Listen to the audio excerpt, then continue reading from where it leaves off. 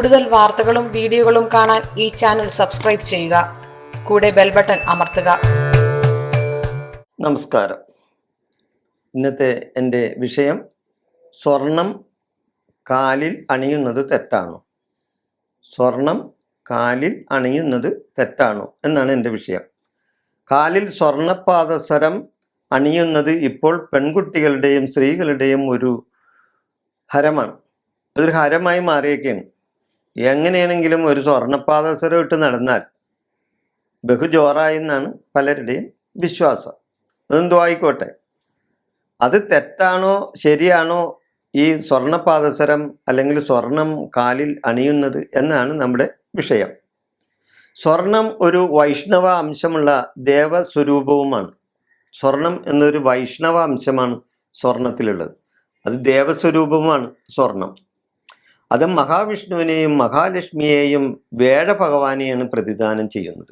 സ്വർണം മഹാലക്ഷ്മിയെയും മഹാവിഷ്ണുവിനെയും അതോടൊപ്പം വേഴഭഗവാനെയും പ്രതിദാനം ചെയ്യുന്ന ഒരു വസ്തുവാണ് സ്വർണം എന്നത്.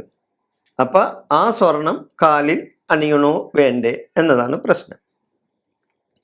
അഷ്ടമംഗല പ്രശ്നം വെക്കുമ്പോൾ, ക്ഷേത്രത്തിലൊക്കെ അഷ്ടമംഗല പ്രശ്നം വെക്കുമ്പോൾ സ്വർണത്തിനാണ് പ്രാധാന്യം കൽപ്പിക്കുന്നത്. ഇല്ലേ? സ്വർണം ഉണ്ടാണ്. ദൈവിക ബന്ധത്തെയും സ്വർണത്താൽ ഇത് ബന്ധപ്പെടുത്തുന്നു. അപ്പം ദൈവികമായ കാര്യങ്ങൾ അറിയുന്നതിനും സ്വർണം ആവശ്യമാണ്. സ്വർണത്തെ ബന്ധപ്പെടുത്തിയാണ് അഷ്ടമംഗല പ്രശ്നം വെക്കുന്നത്. നമ്മുടെ ദൈവജ്ഞന്മാർ അഷ്ടമംഗല പ്രശ്നം വെക്കുമ്പോൾ സ്വർണത്തിന് പ്രാധാന്യം കൽപ്പിക്കാറുണ്ട്. ഇല്ലേ? ദൈവികമായ കാര്യത്തിന് വരെയും സ്വർണം ബന്ധപ്പെടുത്തിയാണ് സംസാരിക്കുന്നത്. ദൈവജ്ഞന്മാർ സ്വർണ്ണ ലക്ഷണം കണ്ടുകൊണ്ടാണ് ചിന്തിച്ച് ഫലം പറയുന്നത്. അതുകൊണ്ട് സ്വർണത്തിൻ്റെ ഈ ഈശ്വരാംശം, സ്വർണത്തിൽ ഈശ്വരാംശം ഉണ്ടെന്ന് പണ്ട് മുതലേ അറിയപ്പെടുന്ന കാര്യമാണ്. സ്വർണം ധരിക്കുന്നത് കൊണ്ട് സ്ത്രീത്വം വർദ്ധിക്കും. സ്വർണം ധരിച്ചാൽ സ്ത്രീകൾക്ക് മാത്രമല്ല ആർക്കാണെങ്കിലും സ്ത്രീത്വം വർദ്ധിക്കും.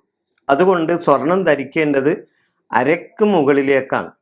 സ്വർണം ധരിക്കേണ്ടത് അരക്ക് മുകളിലേക്കാണ്. അരക്ക് മുകളിലാണ് സ്വർണത്തിൻ്റെ സ്ഥാനം. മഹാലക്ഷ്മിയുടെയും മഹാവിഷ്ണുവിൻ്റെയും സ്ഥാനം അരക്ക് മുകളിലേക്കാണ്. അതുകൊണ്ട് അരക്ക് മുകളിൽ സ്വർണം ധരിക്കണം എന്നാണ് എനിക്ക് പറയാനുള്ളത്. മഹാലക്ഷ്മിയെയും മഹാവിഷ്ണുവിനെയും കാലിലേക്ക് നമ്മൾ മാറ്റരുത്. മഹാവിഷ്ണുവിനെയും മഹാലക്ഷ്മിയെയും നമ്മൾ കാലിലേക്ക് മാറ്റരുത്. അവരെ നമ്മൾ അരക്ക് മുകളിലേക്ക് തന്നെ നിർത്തണം. കാലിലോ അരക്ക് കീഴ്പോട്ടോ സ്വർണം ധരിച്ചാൽ മഹാവിഷ്ണുവിനെയും മഹാലക്ഷ്മിയെയും നിന്ദിക്കുന്നതിന് തുല്യമാണ്. അവരെ നിന്ദിക്കുന്നതിന് തുല്യമാണ് ഈ സ്വർണം കാലിലോ അല്ലെങ്കിൽ അരക്ക് കീഴ്പോട്ടോ ധരിച്ചാൽ. മഹാലക്ഷ്മി തേജോമണ്ഡലമാണ്. മഹാലക്ഷ്മി എന്നത് ഒരു തേജോമണ്ഡലമാണ്. ഈ തേജോമണ്ഡലത്തിലാണ് മഹാലക്ഷ്മി വസിക്കുന്നത്. ഭൂമിക്ക് മുകളിലുള്ള 7 ലോകങ്ങളും തേജോമണ്ഡലങ്ങളാണ്. ഭൂമിക്ക് മുകളിലുള്ള 7 മണ്ഡലങ്ങളും തേജോമണ്ഡലങ്ങളാണ്. താഴെയുള്ളതാണ് തമോമണ്ഡലം. താഴെയുള്ളത് തമോമണ്ഡലമാണ്.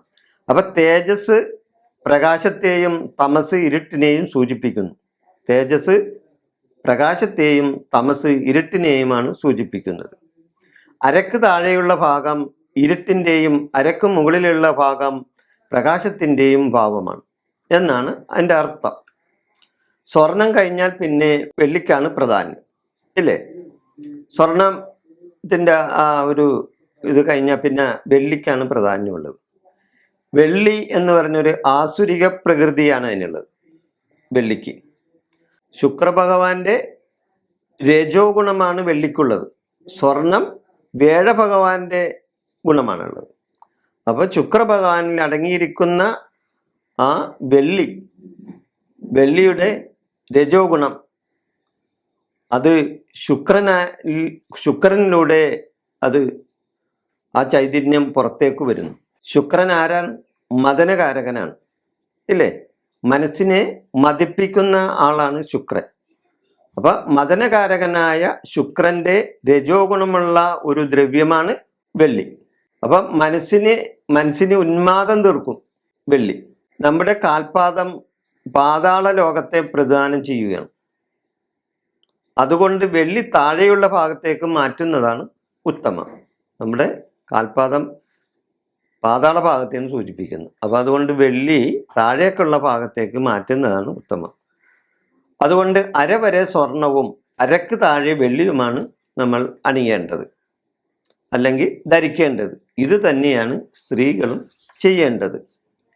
സ്ത്രീ മഹാലക്ഷ്മിയാണ്, ഇല്ലേ? സ്ത്രീ മഹാലക്ഷ്മിയാണ് എന്ന ഭാരതീയ സങ്കല്പത്തിന് മാറ്റുകൂട്ടുന്നതാണ് ഈ വസ്തുത. സ്ത്രീകൾ സ്വർണ്ണ പാദസരങ്ങൾക്ക് പകരം വെള്ളി പാദസരം ഉപയോഗിച്ചാൽ അവരുടെ സുരക്ഷിതത്വം ഒന്നുകൂടി കൂടും. അതും ഇതിൻ്റെ പിന്നിലുള്ള ഒരു കാര്യമാണ്. കാരണം സ്വർണ്ണ പാദസരത്തിനെക്കാട്ടി കൂടുതൽ സുരക്ഷിതത്വം സ്ത്രീക്കുള്ളത് വെള്ളിപ്പാദസരം തന്നെയാണ്. ഈ സത്യത്തിൻ്റെ മുഖം സ്വർണ്ണ അടപ്പിനാൽ മൂടി വച്ചിരിക്കുന്നു എന്നാണ് പറയുന്നത്.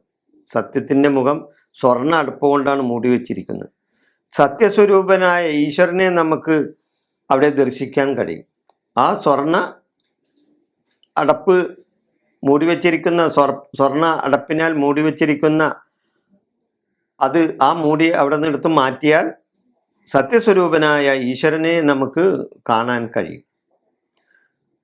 അപ്പം ഞാൻ പിന്നെ ഒരു കാര്യം കൂടി പറയാനായിട്ട് ഉദ്ദേശിക്കുന്നു.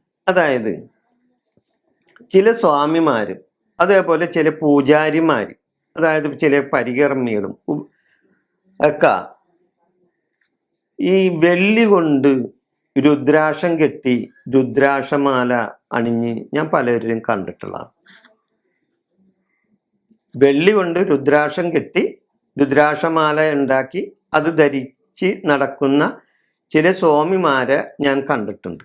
ഈ സ്വാമിമാർ ഈ വെള്ളി കൊണ്ടുള്ള ഈ രുദ്രാക്ഷം ധരിക്കുന്നത് ശരിയാണോ?